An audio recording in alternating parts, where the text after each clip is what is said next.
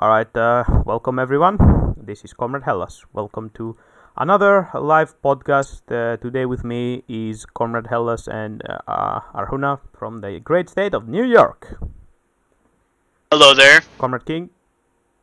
Hello, I am a Marxist and this YouTuber. We can already skip this part because we have already done this 2 billion times. You already know me. Oh, wait. No. Do you know what we forgot? We forgot to link the sources in the description. Do you know what? We should do this after this stream. Yeah, sure. Alright, I will also link Comrade King's channel at the end of the description, so you can all go and subscribe to him if you actually can sustain the cringery.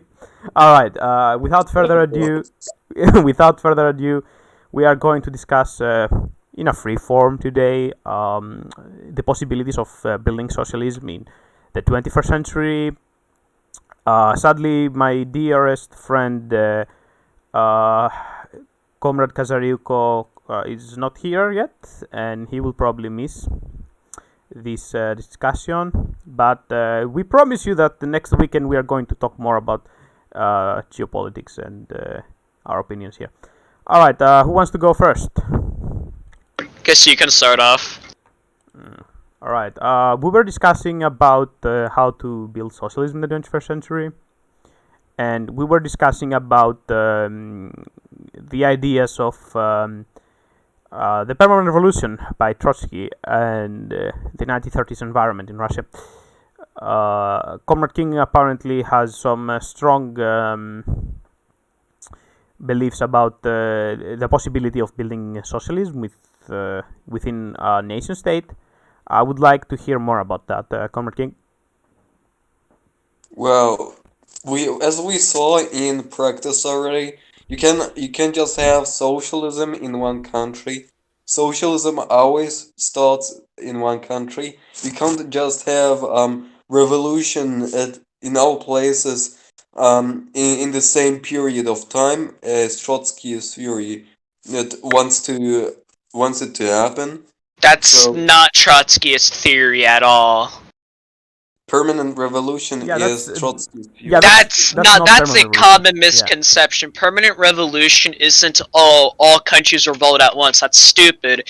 Specifically, not at once, but at the same period of time. No, that's not permanent revolution either. It doesn't make any assertion on whether or not revolution should happen in the similar period. That's stupid. Trotsky didn't believe that. Specifically, permanent revolution deals with the possibility of the proletariat leading and finishing the bourgeois democratic revolution. That is when the bourgeoisie actually revolt against like a more absolutist or archaic form of state, as with Russia, which was still an absolute monarchy. It talks about how when the bourgeois revolts, only the proletariat in that case should finish it off and end it with the dictatorship of the proletariat instead of allowing the bourgeoisie to take over.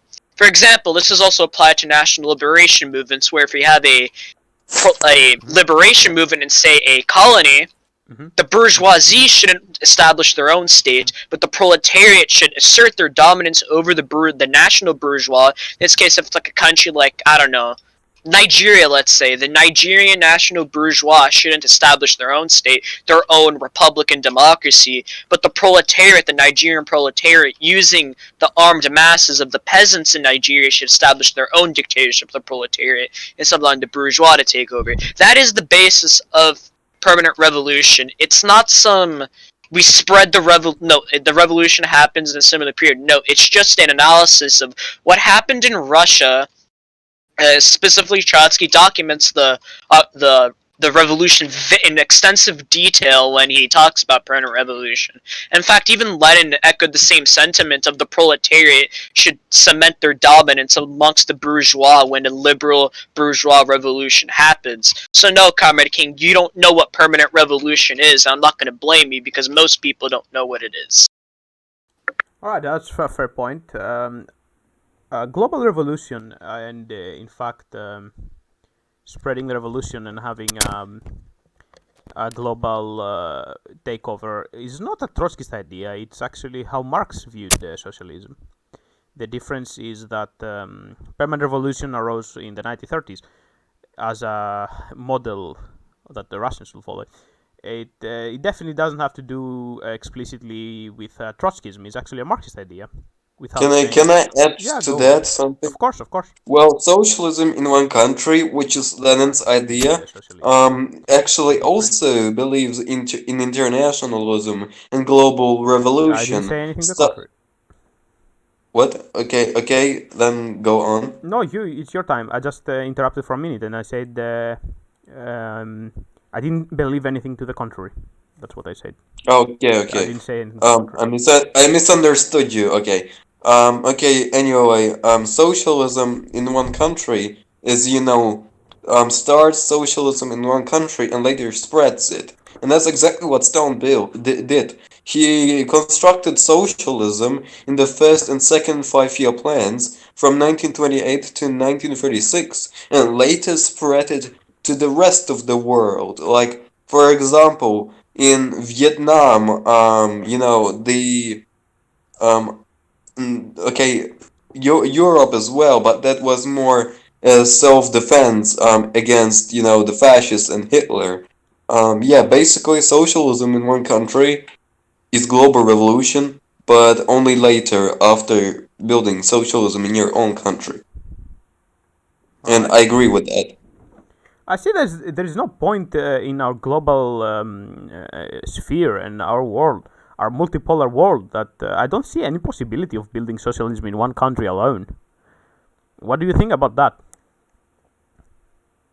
So, like, not spreading it later, you mean? Right now in the 21st century, I don't see any possibility of socialism in one country. What do you guys believe? Oh, but well, I believe that socialism in one country is still possible today.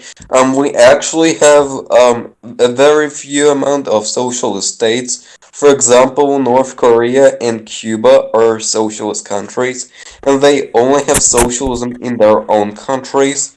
Press X to doubt. And what? Press X to doubt. What? How are they not socialist? They are literally socialist countries. I have my own. Well, strictly Yes. speaking, like I would agree with Hellas that by Marxian analysis of socialism, I wouldn't really consider them socialist, but Well, you anyway, keep in mind, I am a Marxist-Leninist who supports Stalin, so I use that's Stalin, fine. and yeah, and the for years is the definition of socialism, Do which you is also the support evolution free of. speech? Okay, and No. that's basically. Do you support the secret speech of Khrushchev? Yeah, we already discussed that. So you are a Stalinist who supports the secret speech. Khrushchev said in late 1956 Okay, let's not that. get into the Khrushchev debate. We had that Okay. twice. Come on. We had that twice. I'm Come just on, guys. I'm We had just this poking twice. him. Yeah, I'm just poking. I know, but I don't want because I know CK because he's a spurg. He will actually follow you onto it. So Yep. let's just It's a keep bait. it away from that. It's a bait, but It's a come on, bait. Comrade King, don't follow it. Anyway, please continue. Okay. Anyway, wait. Where was I at? You were talking about socialism in one country. Yeah. Okay.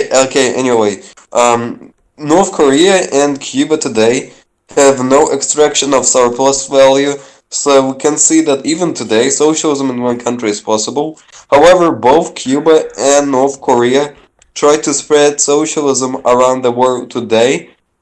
If I'm not mistaken, they are helping revolutionaries in the Colombian conflict today, where you can see Marxists fighting. And yeah, now I think that we should move on to the next topic with this, which is revolution. Should we do revolution as a means to, achieve Okay, socialism? wait, this is a huge gap. Like, we were talking about socialism in one country. Let's follow that through because I don't think we answered Hellas's main question still. Yeah, Because he asked. how can you build socialism in one country in the modern world? There's a multipolar Yeah, like- world. Global trade is connected through a country to another. I don't think any country. Wait, he disconnected for a second. All right. Well, I will go on if for my audience. I don't think any country today has the autarky, self-reliance to build socialism on its own.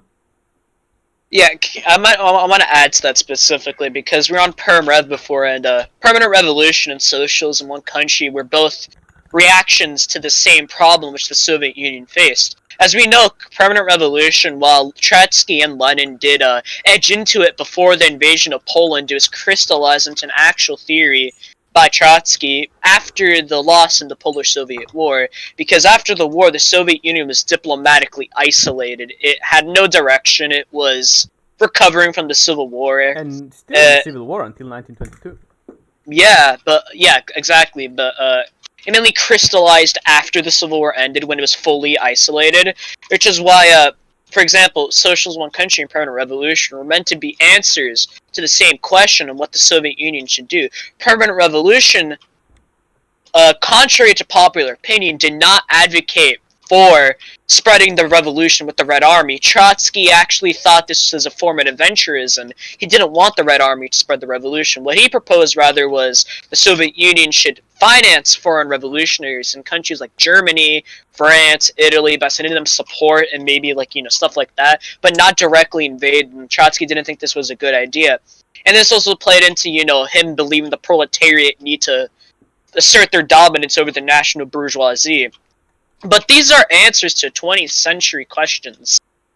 These don't really apply to as much anymore. Socialism, One Country, while it may be it may be feasible for a country that comes out of revolution that's really small, it's not really applicable to the first world, where we're all interconnected, where one thing that happens in one country will affect all the other countries. It's not really... To be honest, the Russian Revolution also affected the entire developed world. It affected the entire world, but it was relegated to Russia by the end of it, since the Spartacus revolt was put down by the Freikorps. The Italian communists were too divided, fighting amongst each other and the revolutionary syndicalists to have any actual potential of overthrowing the Italian bourgeois order.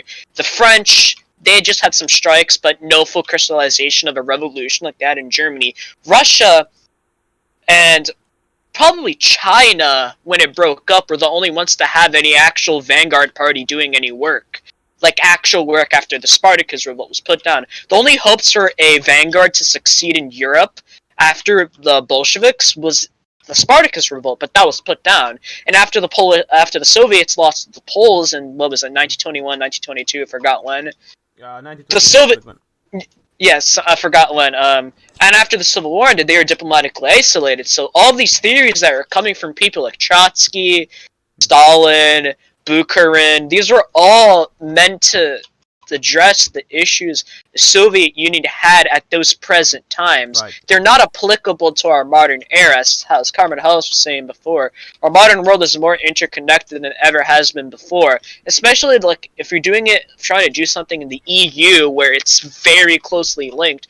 A revolution that happens in, say, Germany, France, Italy will affect all the other countries, and that will probably spark action in these countries. So to relegate yourself to socialism in one country, if you're trying to do action in Europe, it's kind of stupid, because you're basically putting a halt on the progress of the proletariat, which I think is counterintuitive to the goals of Marxism specifically.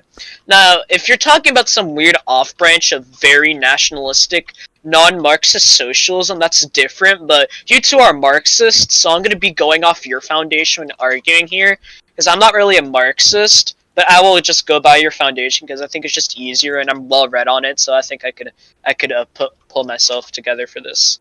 Well, you could become more self-reliant. Like, for example, Britain today is trying to become more self-reliant on itself. Yeah, Britain is trying to distance itself. Yeah, but Britain, even though they politically left the European Union, they are still reliant on the trade. So. They're economically still I know, but they'll leave that soon as well. No, they're trying to do a thing with Kanjuk, which is basically Canada, Australia, New Zealand, and tie their economy to their former colonies. That's just an idea. Yeah, but it's not going to happen, because all these countries right now, Canada is reliant on American Holy shit, trade. my internet. Yeah, Canada is excuse us first.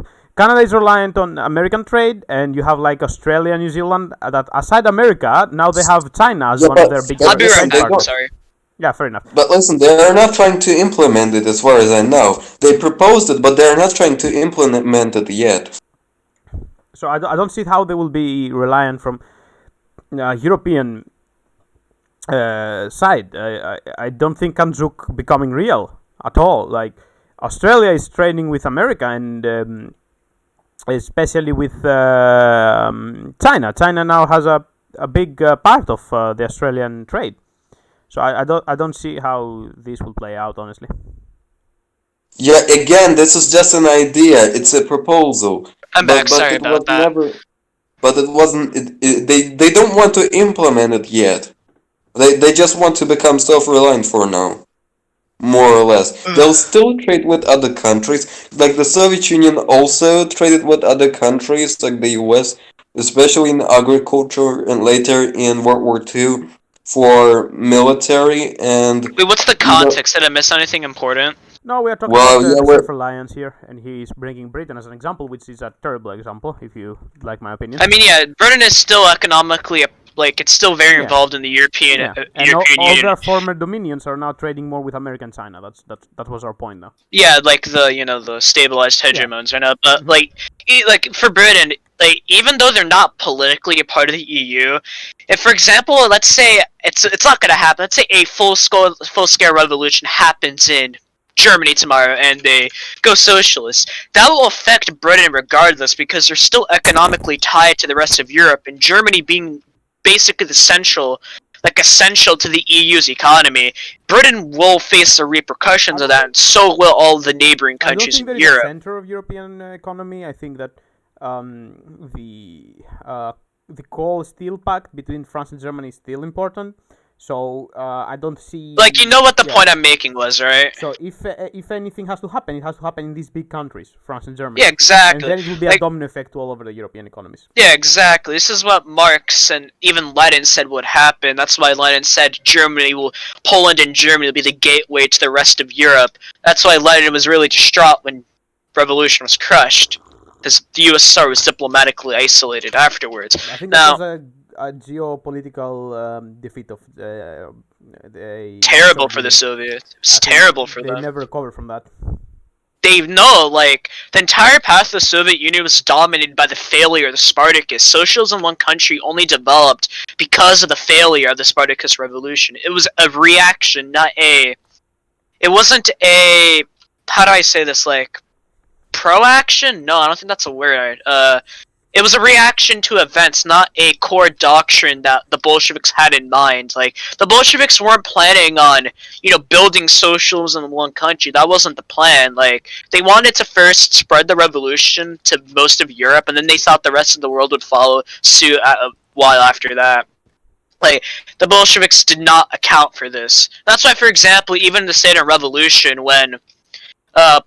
for example, when Lenin talks about the standing army and bureaucracy, he talks about how it needs to be abolished during the dictatorship of the proletariat. But then in his military writings, literally in 1917 or 1918, he talks about how we need to establish a standing army, which he disavowed in the State and Revolution, which is like his main work on the state. So you can already see how the revolution and its material conditions are molding Bolshevik doctrine as time goes, and this is the problem with SIC and Perm Rev, and why I think it's not really relevant today, since we don't have the same conditions as we did back then. So I think ultimately any talk of spurring about socialism in one country or permanent revolution are mostly useless unless you're talking about a colonial liberation movement, which could use both of these theories. Actually, let me comment on that. Socialism in one country already was supported by Lenin actually in January 1918. I can quote him if you want. One second. Okay, 1 second. Because I think I might know the quote you're about to post, but I forgot it. Just send it. Should I also send it in our group chat? Yeah, send it in the group chat. That's what I wanted you to do. Okay, 1 second. I'll also read it out, wait. Okay. I can quote him if you...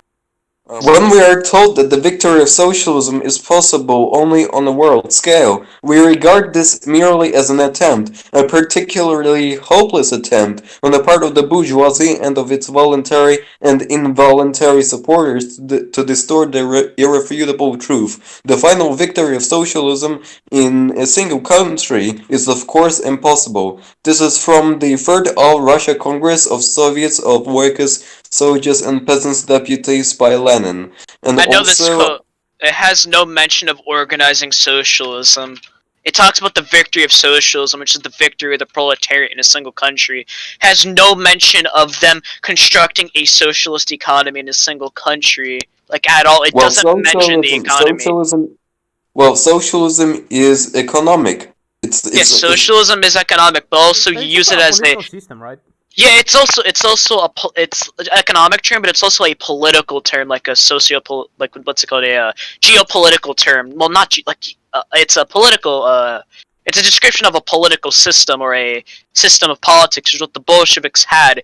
They were politically socialists who wanted to establish a system of socialism. When Lenin, for example, in 1918 speaks of the victory of socialism in a country, he doesn't mention constructing a socialist economy for a reason, because he didn't have this in mind. This was in the preliminary stages of the revolution. I do agree, later on he did speak about building a socialist economy in a single country. I have seen that quote, I agree with you, but that was later on in like 1925, 26, after the Spartacus Revolution, after the failure in Poland, which is when he specifically mentions we must organize a socialist economy in Russia. He specifically mentions that in that work, but there's a reason he doesn't say it in this work, because he's referring to the victory of the proletariat over the bourgeois, not the construction of a socialist mode of production, which is an important distinction, and it shows us how the Bolshevik pre-Civil War, the Bolshevik pre-Polish War and the Bolshevik post-war doctrine differed,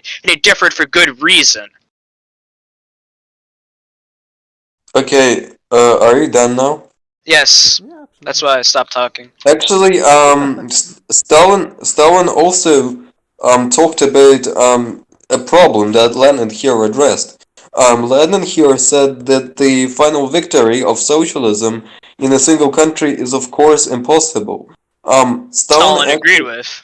Yeah, Stalin said the same in I know. 1939 and I know. 1938. Yeah, yeah, and he said that the victory of socialism in the USSR, however, has been achieved in 1936 when full socialism was achieved. So essentially, this corresponds with Stalin, and this means that this talks about an economy, about economics, not about like revolution. No, this. Wait, can you repeat yourself? Sorry. Well, Stalin also said that the final victory of socialism is not possible in one country. He said that in 1938. That's the exact same thing that Lenin said. But he also said that he said in 1938 that victory of socialism, however, has been achieved in the USSR. In USSR. USSR. Yeah, and Stalin also went back on his original word in the. Lenin. Yeah, but Stalin also went back on his original word, since in the first copy of Foundations of Leninism, he agrees with Trotsky's main line that socialism in one country cannot be constructed, and he goes and half-asses it when he tries to justify it later on. In the first copy of the Foundations of Leninism, he literally says that. Can you send yeah, me no, I'm trying to find it. I had this quote a long ass time ago. I'm trying to find it. Alright, in the meantime, I think my friend might have it, but this was a quote I had from months ago, so I need to look for it. In the meantime, I still don't get how Comrade King believes that there can be a socialism in one country in our interconnected world today. Yeah, I don't really see it as practical unless you're talking about like a smaller country. Yeah, if you're in bloody Africa, obviously.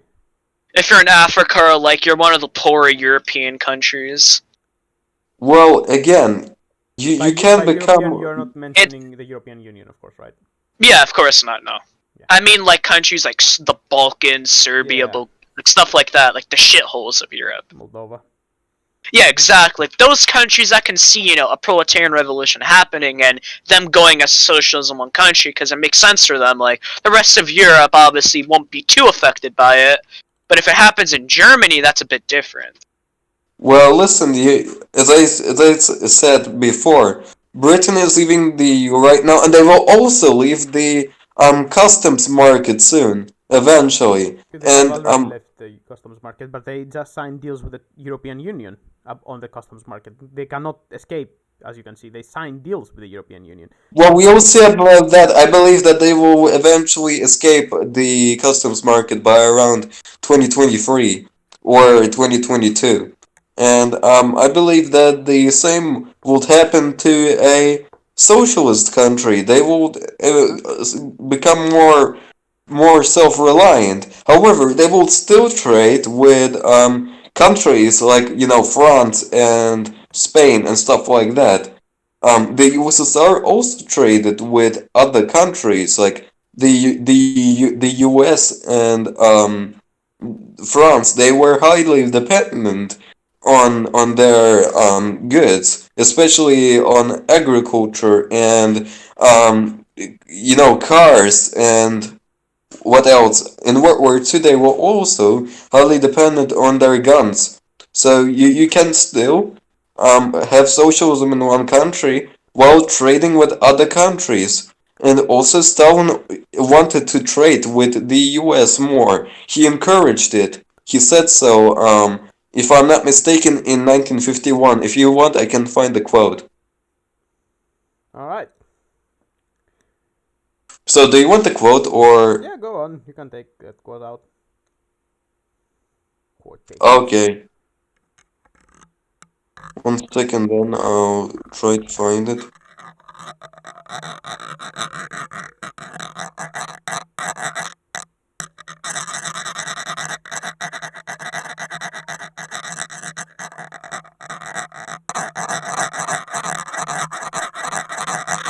Uh-huh. Anyway. Also, by the way, I was not prepared for... Go on. No, it's not like a debate or anything. We're just having a free discussion, talking about it, chilling. Yeah, but I was not prepared for this stream at all. Like, I didn't even know that we will have a stream today. Like, I know you told me yesterday that, but I forgot. It's fine. And Okay, on 1 the second. weekend, we're going to discuss geopolitics. Hopefully, Comrade Kazariuko will be here, so he will give us an insight on his own opinions about that.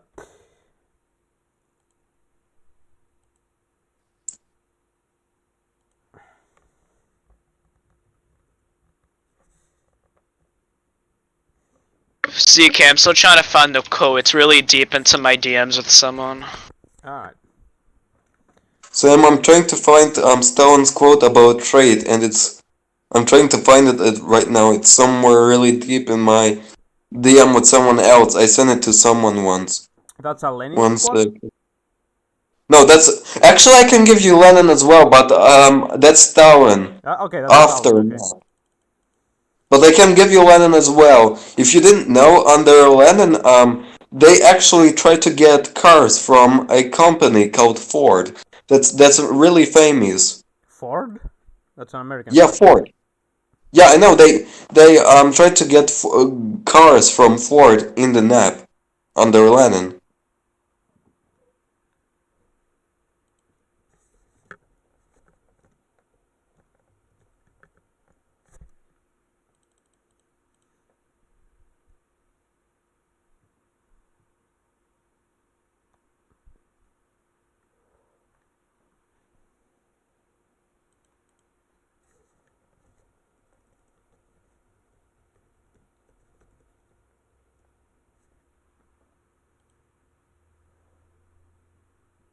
Alright, I found the quote. Alright, go on. I found the quote. Here we go. This is from... Well, also, I found my own quote. Wait 1 second, I'll post it as well. Do you Alright, want me to go first? should I go first or you? Can I go first? Go first. Okay, Stalin encouraged deepening trade with other countries like the US. In an interview with someone else, okay, my internet is really bad. In an interview with someone else, called Harold Stassen on April 9th, 1947, Strassen asked, Do you look forward in the future to a greater exchange of ideas and news of students and teachers, of artists, of tourists, if there is cooperation? And then Stalin replied with, this will happen inevitably if cooperation is established, for an exchange of goods will lead to an exchange of people. So essentially, Stalin encouraged deepening trade with other countries, and he supported it. Okay, so are you done? Yeah, so you can have socialism in one country, yet still trade a lot with other countries. Again, done. Okay, Alright, so go on, tell your opinion. Alright, so I mentioned how Stalin in the first edition of Foundations of Leninism mentioned how socialism in one country is not possible, and I just found the quote. This is from a paper called or like an essay pamphlet. Also, whatever. can you send the quote in the I know. chat? I will send it in a minute. Concerning questions of Leninism from January 25th, 1926, and in the 6th chapter of it called "The Question of the Victory of Socialism in One Country," Stalin quotes himself from the pamphlet of Leninism.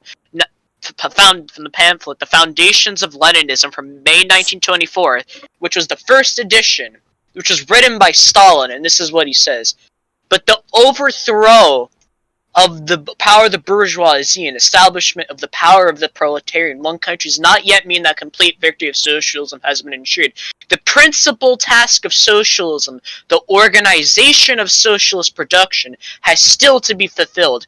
Can this task be fulfilled? Can the final victory of socialism be achieved in one country without the joint efforts of the proletarians in some advanced countries? No, it cannot. To overthrow the bourgeoisie, the efforts of one country are sufficient. This is proven by the history of a revolution. For the final victory of socialism, for the organization of socialist production, the efforts of one country, particularly of a peasant country like Russia, are insufficient. For that, the efforts of the proletarians of several advanced countries are required. See the Foundations of Leninism, first edition. This is from Stalin himself admitting that construction of socialism in one country cannot happen on a national scale, but he later changed his opinion because of material conditions and political maneuvering. This is literally what Trotsky has been saying. This is directly in line with what Trotsky criticized socialism in one country for. This is identical to what he was saying. And Stalin in this writing goes and tries half-assing himself. Actually, this perfectly corresponds with what happened. This is actually not a rejection of. It is no CK. You think it's going for your point, but it's not, because while you're talking about the final victory of socialism, Stalin equates I'm not actually talking about that. Stalin equates the final victory of socialism as the organization of socialist production, which he says cannot happen on a national scale. It needs the efforts of several advanced countries, which is not what happened in the USSR, which goes against his later lines of "we are able to construct socialism." This is a direct contradiction. Listen, foreign powers actually helped the USSR advance and later build trading. socialism. That's trading, but that's the bourgeoisie assisting, not the proletariat. Trading is done with the bourgeois of the other countries. Stalin here specifically says the efforts of the proletarians of several advanced countries are required, not the bourgeoisie. Because, for example, when the Soviet Union was industrialized, they made trade deals with the West, as you said, for industrial goods and agricultural products, which they needed to industrialize. But this is not using the proletarians of those countries. This is a deal done with the bourgeois, with the ruling classes of these countries. So this is not what he's talking about, because he substantiates that the proletariat of advanced countries are needed. Not just trading, or not the bourgeois, the proletariat, which is not what he said later on with SOSC. So this is a direct contradiction to what he says, which, it's not surprising, because the political situation post-Stalin was post-Civil War is very messy, so obviously people are going back and forth all the time. So this is not in any way me critiquing Stalin, but I'm simply pointing out that you claim that herder socialism in one country, Lenin, Stalin, whatever, it's not really an argument, because even Stalin went back on what he said when he realized material conditions were changing.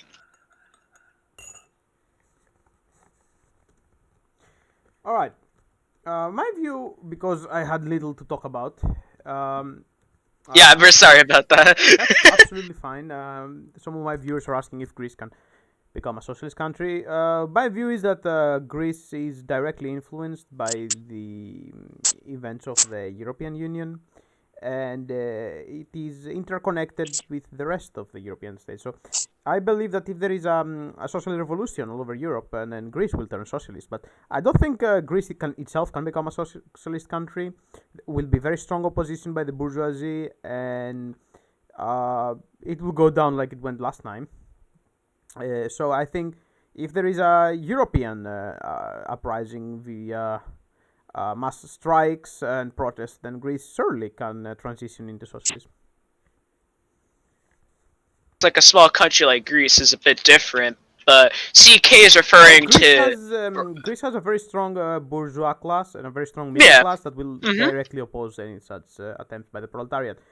Yes. The proletariat of Greece is not healthy anymore, since industrial production has been replaced by white collar workers and the third sector, the businesses and the commodities and the services sector.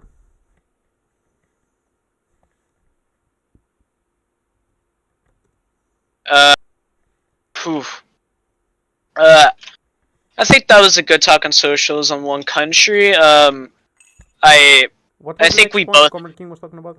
Comrade King was saying that like countries will become more autarkic when the socialist revolution happens. But our point is that if it happens in a country like Germany or France, I don't see it happening because of how influential they are. Like they're going to be flocked together by other socialist revolutions in other countries when it happens. So a autarkic form of socialism, like the Soviet Union had early on, like what Maoist China had, like what North Korea has, if you want to call them socialists, it's not going to be feasible nor desirable for socialists in Europe if they do a revolution. But that's a whole nother question if you think a revolution will happen, which, I mean, I think it's a good idea if you want to go into that now. Yeah. That's true. Comrade Hellas. Wait, I'm Comrade Hellas. What do you believe in me? Oh, all right. It's my time. No, really. Comrade King, do you want to say something on it? Since you started it. I'm also. I'd like to reply to what is it called? To Imperial's quote by Stalin. He actually argued against that. Against what you were saying, so against because he's half-assing himself in a response. This was for 2 years after he wrote this, when opposition started forming and the theories like socialism, country, and permanent revolution were actually being put onto a political debate. And as we know, in the power struggle between the left and right opposition, Stalin was kind of neutral, forming a triumvirate, if I recall correctly. So obviously he is going to half-ass his responses, but my core point of what he's saying in the Foundations of Leninism, the first edition from May of 1924, still remains true. This is what he said. It doesn't matter if he's trying to justify what he's saying. What he said is clear. What he meant is clear. He's a politician. Like, strip him what he wants. He's a politician. He does what politicians do. He's still a person. He does what he does to secure himself, and he thought that this was the correct way of securing himself in the Soviet Union. So this is what he did. I don't care if you want to dogmatically suck off Stalin and say, oh, he could never do bad, he actually meant this, he was completely consistent. No, you're just being a retarded tanky at that point, and just dogmatically cocksucking him, which is not what he would have wanted. So no, like, it's obvious what he meant. Huh? Quite the set of words there. Yeah, I know, but like, I've noticed with like a lot of MLs, like CK, they suck him off so much. Like, I've seen it so much. Like, I know CK does it less because he stands Khrushchev, but he's still doing it right now when it benefits him. Well, to be honest, I believe that Stalin was one of the greatest leaders of all time. We all do, Yeah, I but know. we are not going to, get a examination lens and see everything Stalin did and say he didn't mean like that. Like, we need to face Like the it, reality. it's like obvious what he meant when he said by this. Like we boil it down to political maneuvering because Stalin wasn't like some god. He still was a politician. He was a secretary. He still had political ambitions like every man did. Like it's not surprising that he went against what he said. Like everyone does this. It's not unique to him. So don't like try justifying it because you're just gonna make yourself look like a moron. Anyway, I have a strong conviction that the European Union can integrate and advance socialist interests. Of course, people like Comrade King will oppose this idea because from sheer nationalist interests. But for me, that would be the ideal society, and I do think that Europe is very close to achieve that. Being a very strong capitalist country, but having a social welfare and a social market means that the state still has immense influence over its companies, and we see the European Union honestly imposing restrictions and finding countries like and finding companies like Amazon and Google, and they have the political capital and gravitas to do so with no opposition, unlike America, that in order to do so you have to recall the company CEOs into how do you call the procedure, Arjuna, when the Senate is calling Board meetings. No, when the Senate is calling you to testify. Oh, fuck. I know you're talking about. Yeah. I forgot the word right now. Yeah, I know what you mean though. So Wait. in America, Be right back.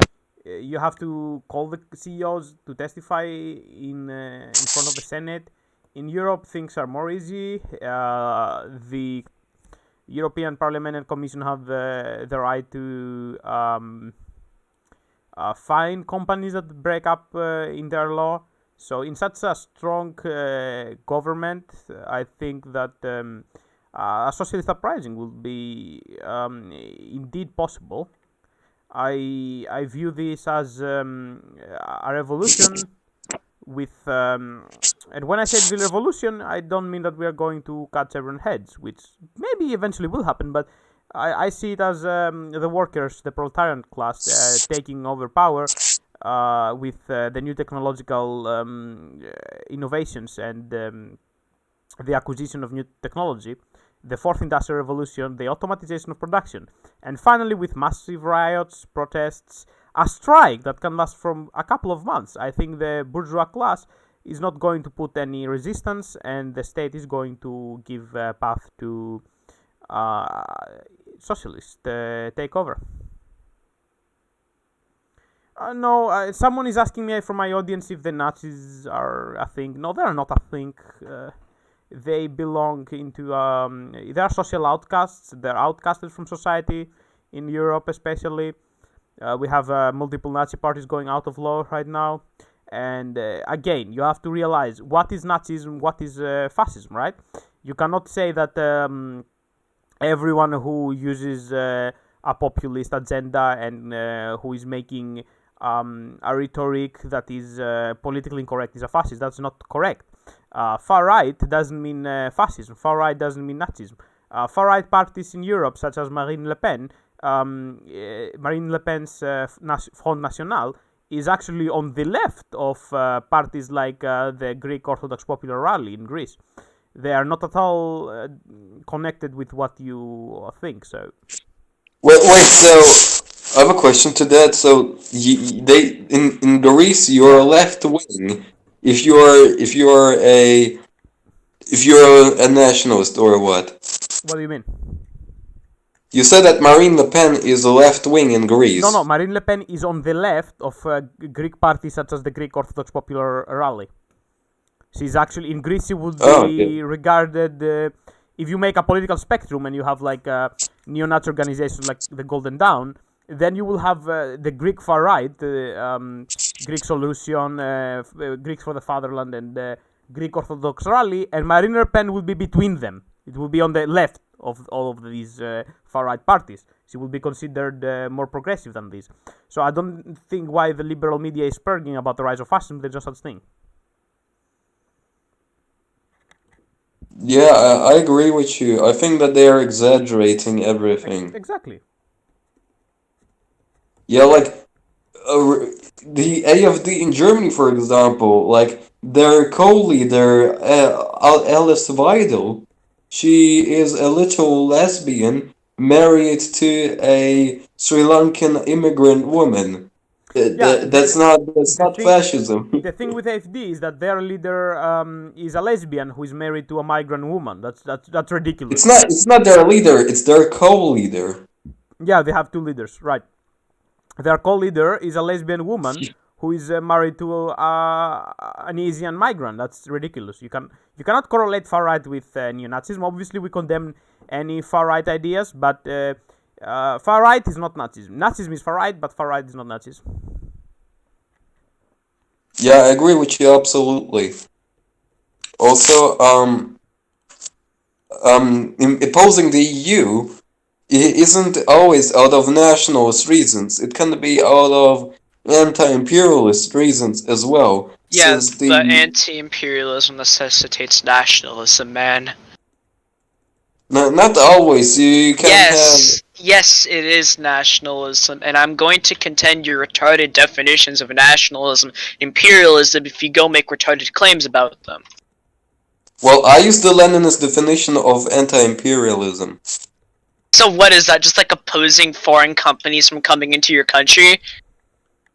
No, it's just opposing the fact that companies take over your market and then start Yeah, and exploiting why do you your oppose natural that? It's resources. because of nationalist reasons. It's because foreign companies are dominating your markets. That's nationalism, buddy. Yeah. I mean, that's not really nationalism. That is nationalism. That is the basis That, for that national liberation movements. that's just anti-capitalism because Yeah, if and you're nationalism and anti-capitalism really closely linked, especially in colonial Yeah, liberation in the third war movements. is the same. That's what the third worlders mean. Even in Europe, like during the 20th century, a bunch of these like revolutionary nationalist movements were literally syndicalist. Like Circle Prud'homme were syndicalists. They were French nationalists. In Italy, you had the revolutionary syndicalists, people like Orsani and the futurists who wanted to abolish the bourgeois and redistribute property. what do you think of outer globalism? It's Huh? anti. What do you think of outer globalism? I am an outer globalist. What is that? Basically, it's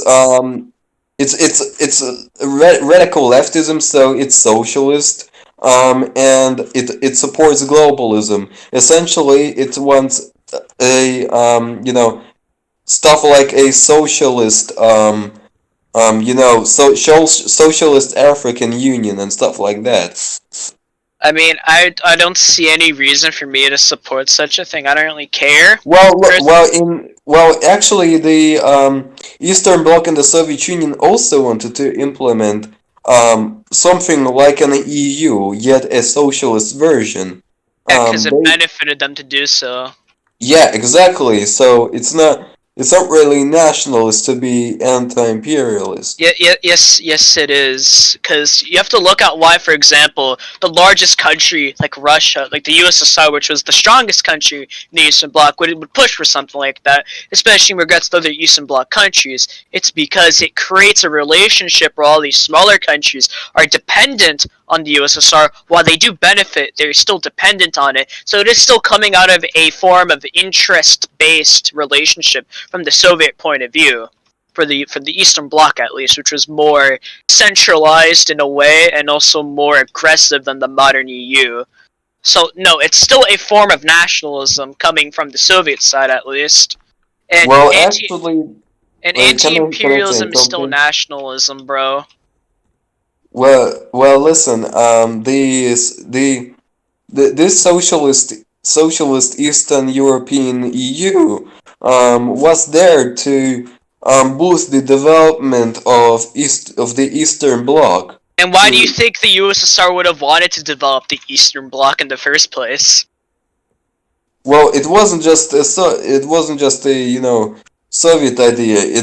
The Soviet Union wasn't the only one to support Of it. course, Um, they were all beneficiaries in it, so they had no reason to support it. But for example, if you go to a concept like pan-Germanism, which is a bit similar but not exactly different, it's not exactly the same thing, but you're talking about uniting these countries economically to bolster them. But for example, when you had the reunification of Germany under Prussia, these German states, while they were advocating for pan-Germanism, which is nationalist, they were still subordinating themselves to Prussia. It's still a subordination, but it's still nationalism. It's still German nationalism. So, for okay. example, What you call the EU German nationalism? if Since you it argue the EU is centralized around Germany specifically, I guess you can extend it to a form of Germany extending its influence and thus a form of German nationalism. But Comrade Hallis would probably contend that, and I'm not too knowledgeable of the ins and outs of the EU. But if you are to argue that the EU is an extension of German influence, then yes, it is an extension of German national interests. Only in that case, though. Only in that case. But for example, if you argue, for example, if it's a more balanced relationship where all interests are mediated, I really wouldn't call it a form of German nationalism, but overall full of European nationalism. actually can I say something? Go. Actually, this socialist European Union would have been pretty balanced. For example, Hungary would have exported cars to all Eastern Bloc countries. That's just assigning economic directives. This doesn't really go against my point. That's not balancing it. That's assigning priorities to a specific country. The point is the USSR would still dominate in such a dynamic because it's the biggest, the strongest of all these countries. Strongest, and it's the only one with industrial production. Yeah, I had this discussion with some. Well, actually, Czechoslovakia was the most industrialized state in the Eastern Bloc, and if I'm not mistaken, the GDR was also more industrialized. Pure industrial production. I will have a point here because I will let you speak, but I should make a point. Go ahead. I had this discussion with many people, and they think that the countries of Eastern Europe were exploited by Russia, which is completely wrong, and this is a myth perpetuated by ultranationalists in Eastern Europe. The issue is that the Soviet Union was the only country with industrial production. So when they traded with Eastern Bloc countries, they traded radio, cars, tanks, bullets, rifles, even some airplanes in exchange of potatoes and wheat. It was an unfair trade, but it was unfair to Russians because they had the industrial basis, and they produced energy, oil, and modern equipment and automobiles and all of that. What did Poland produce? Poland was one of the most poor countries in the world, one of the poorest. What did Hungary produce? They don't have anything to retort this argument, and it's quite hilarious to me. So I don't know what you're talking about, guys, but definitely Russia was domineering and produced the best goods, but at the same time they were the ones that were losing. They were losing on the of course, since they're the dominant country, they had to. George Kennan, who is the father of American detente against communism and trying to stop the spread of communism, realized that Eastern Europe, Eastern Central Europe, was actually a burden to Russia more than a profit. As I've talked about it many times. America was allied to Western Europe, which was fair and productive, while Russia was allied to. I'm sorry, I left for a second. Yeah, I'd like to make a point real quick. You're right. Eastern Europe is pretty not productive, but it still benefited Russia since this is actually just an extension of Russian geopolitics that's been going on for centuries. As you already know this, but their historical expansion westward was to expand their land in the Eastern European plain as a buffer zone against European armies, because they need to extend deeper into Europe if they want a good buffer, because that entire region is just plains, which makes them exposed. So, for example, when they had all these Eastern European countries, it was for a reason. It's because it was a good buffer from the West. And, for example, keeping on to the Baltics, Poland, Germany, gave them good ports, the Baltic Sea, which Russia has been seeking for centuries. And, for example, the main reason why Russia invaded Finland, the USSR invaded Finland, and they occupied the Baltic states for access to trade. So they had a reason, but it was still very burdening on Russia because, these countries, they weren't the best to live in and they were still not the most productive. So you were right in that, but it was still in a beneficiary relation to Russia. And Russia had to kind of sacrifice itself to build up its defenses, but I still would call it a Soviet-backed, like a Soviet-dominated power dynamic.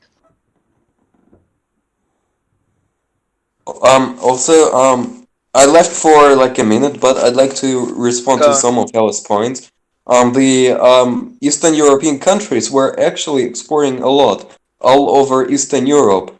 The main exporter of cars, as I said before, was not the USSR but Hungary under Kadar. The all of these countries in Eastern Europe had their own tasks, and the ones who were assigned with a task were the main exporters of a good, and not the USSR. However, I'd still say that the trade deals were kind of unfair, especially under Stalin with the Sovcoms and all that. This is actually partially why the Soviet Yugoslav split happened. Wait, can you hear me? Yes. Yeah. Okay. Okay, so yeah.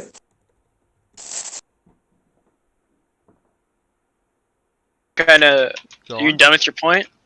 Yeah. Okay. Alright, so... But I won't say that it's dominating, like, the USSR didn't dominate. They just had unfair trade deals sometimes. That's called dominating the trade of these countries, because it's still a form of domination, buddy. Like, the USSR held onto these territories for its own interests. Like, it wasn't of the kindness of their heart that they wanted to liberate the proletariat. That's stupid.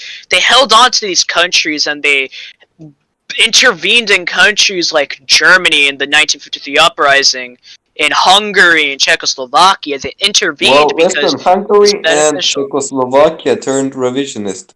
Yeah, and why do you think they go crush them? Isn't because of some ideological motive. It's because these countries were under Soviet influence, and they are beneficial for the Soviets to keep it under their wing, because it provides a buffer. For example, Hungary was a buffer to Czechoslovakia from Yugoslavia, which was not Soviet aligned. And there, you hear? Yeah. No, left for a second. Yeah, my internet. Can you hear me now? Yeah. Go on. Like, for example, when the USSR went into Hungary in 1953, you say it's because of revisionism. No, that's an illogical and populistic justification. Then the real reason why for example, they go into crush revolts, like in the 1953 German revolt, the Czechoslovak uprising, the Prague Spring, the Hungarian uprising, it's because these countries were under Soviet influence and they provide good buffers to hostile countries. For example, East Germany was a buffer to West Germany, Hungary was a buffer to Austria and Yugoslavia. Like, this is the main reason why Soviet expansion happened westward. This is a trait of Russian foreign policy, not just with the Soviet Union, but for Russia historically for centuries.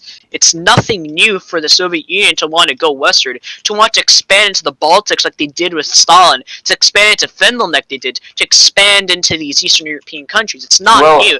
It's not because of revisionism, it's because it's geopolitically advantageous. The Baltic states actually joined via legal and democratic referendum. Legal and democratic in the sense that they just lost the war, in the sense that Finland...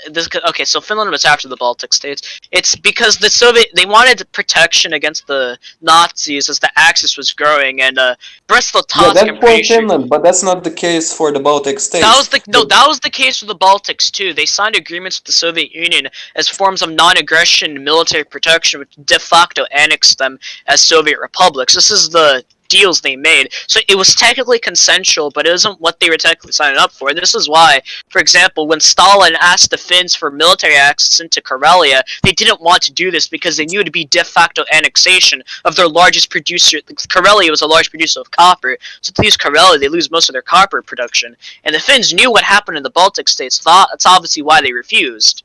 They also see what happened in Romania with Bessarabia, or Moldova, whatever you want to call it. It's because of geopolitics. It's not because of some ideological motive they go into countries like Hungary to crush because the revisionists. Like, no, that's not why countries do geopolitics. It's because, first of all, ideology is secondary. Second of all, it's because the Soviet Union needed protection as buffer states. So you can say it was revisionism, but that's just falling for like Soviet era populist propaganda. And I think it's kind of funny how strong it actually was if like communists today are believing and not taking like an actual like materialist analysis of it, which is kind of spooky, but it's true. Well, okay, look, Hungary and Czechoslovakia were buffers, but that was more of a secondary reason. No, I'd that say. was the primary reason. Revisionism ideology comes secondary. This is something you Marxists should know of all people who claim that who diss on idealism. Like ideology is a material condition, but it comes but it's formed by the conditions that. So like I'm saying, like the point I'm trying to make, you say it's because of revisionism, but you're basically saying now that ideology shapes material conditions, and not vice versa, which would go against your materialism. That'd go against your materialism. Sorry, I was self-absorbed in the chat. What's the point again? Basically, we're arguing about Soviet foreign policy right now, especially in the Eastern Bloc. I argued that, right. yeah, he's arguing that the invasion of Czechoslovakia, the crushing of the Hungarian revolt was because of revisionism. I'm saying that it wasn't because of revisionism. No, because, you said something about buffer states. So basically, the Soviet Union after the end of the World War II wanted to create a buffer state to protect their to protect themselves. To protect themselves and all over them, because they were in the previous wars they were surrounded. This is why these regimes, and to stay loyal to Moscow. It doesn't matter. Dubček was a communist. The Nagy was council communist. These people were communists. They didn't want to go exactly. Thank you. Were communist. But the issue was that they wouldn't do the bidding of the Soviet Union. So the Soviet Union wanted to put them, dethrone them, and put a loyalist again at the helm of the party. That's the point I'm making. So they won't deviate from doing what the Soviet Union want. It was actually instrumental that these countries will do as the Soviet Union says at all times. They were literally buffer states. Of course, I would not go to the extent that Americans think that they were puppet states and they were controlled. But I wouldn't really say that either. But they were still Soviet influence. Like they had immense Soviet influence. The same thing that America will do if Greece decided to go communist. What happened in the Civil War? They went there all in, especially Britain at the time, because America wasn't so much involved. The same happened in Turkey with the communist militias, and the same happened when Italian and French communists had a strong influence in 1968. People forget that aside from the Soviet invasion in Prague, right, the crackdown, there was also a massive communist student uprising in Paris.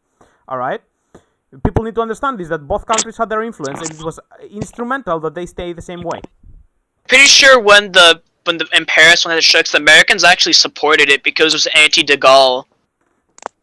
Yes. Or referring to something else, because I know after World War II they were power, and he left NATO, as you know. Yeah, because there was a bunch of revolts in France that were anti-de Gaulle, and a lot of them were like socialist, like labor strikes, which the Americans supported because it was anti-de Gaulle. So yeah, like my point is, CK, you say it's because of revisionism.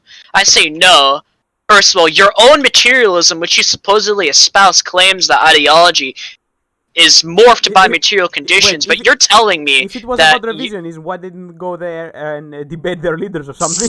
Yeah, exactly. Like they say it's because of revisionism. No, it's because of geopolitics. Ideology is always morphed by material conditions. Exactly, by saying they invaded because of revisionism, you're saying that ideology morphs material conditions, which is a form, which would by your standards be a form of idealism, and not Marxist. That's not Marxism at all. That's idealism. Yeah, then tell me, Czechoslovakia had no intention of like joining NATO or something like that. Yeah, but that doesn't matter. Like, even if they wanted to be neutral, it's still leaving the Soviet sphere of influence. It's still directly leaving a position where the Soviet Union could dictate what these countries would do to build up their defenses, to influence their economic policy. To my knowledge, Czechoslovakia did not they did not want to leave the Soviet sphere of influence in 1968. Yeah, but for example, when you If have you, like if you do have like evidence for that, just send a source. They wouldn't do the binding of the Soviet Union. yeah, like even like for example, Ah shit, my internet. even if you say like even if what you say, okay, well, wait for him to come. You back? Okay, sorry, my internet died as always. This Okay, is African internet. Okay, anyway.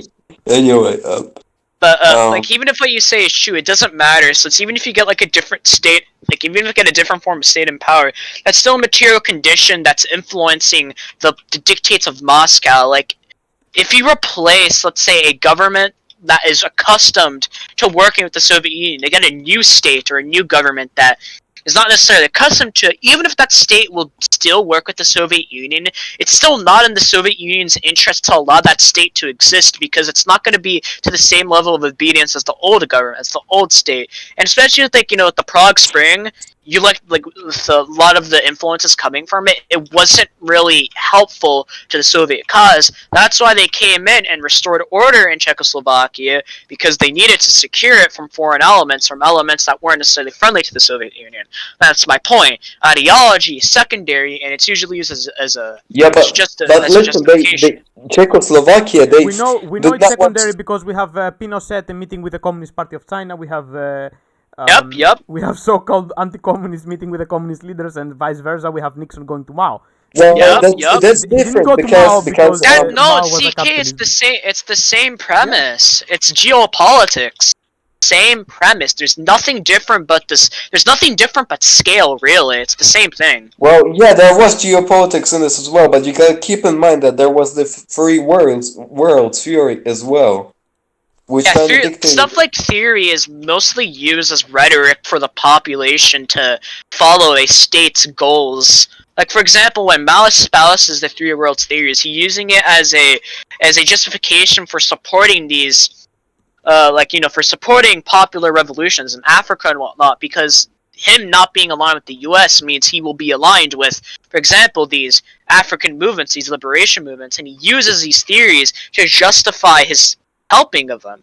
It's still fundamentally the same thing that I'm talking about. Like, the only difference is scale. That's really the only difference. Alright, that was quite interesting. You have to make more statements. You can stay in the group chat, we can discuss by ourselves, but we shouldn't tire our viewers anymore. It's being a full hour. Comrade King, you want to say something? Yeah, I'd like to reply to that. Alright, you can reply and then we can stop. Yeah. Okay.